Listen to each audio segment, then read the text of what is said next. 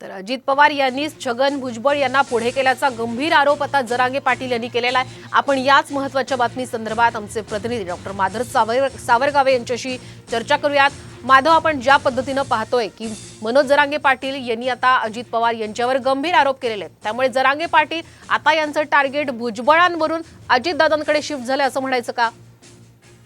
श्वेता, नक्कीच आता या मुद्द्यावरून असं लक्षात येत आहे की फडणवीस सुरुवातीला, त्यानंतर भुजबळ आणि आता जरांगेच्या टार्गेटवर अजित पवार असणार आहेत। कारण काल अजित पवार यांच्या वक्तव्यानंतर जी तिखट प्रतिक्रिया मनोज जरांगे यांनी दिलेली आहे आणि थेट आरोप सुद्धा केलेला आहे आणि तो गंभीर आरोप आहे। कारण मराठा आरक्षण विरोधात अजित पवारांनी छगन भुजबळ यांना पुढे केलंय असं जरांगे म्हटलेत आणि त्यामुळं आता पुढचं टार्गेट हे अजित पवार असतील असं दिसतं आहे।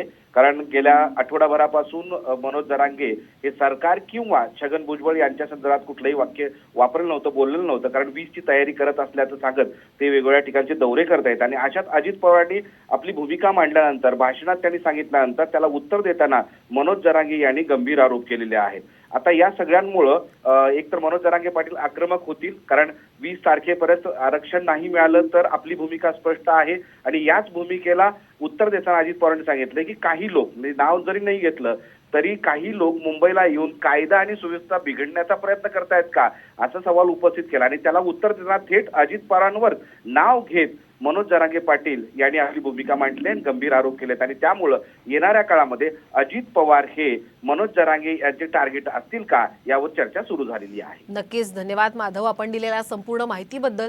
तर आरक्षणावरून आता जरांगे विरुद्ध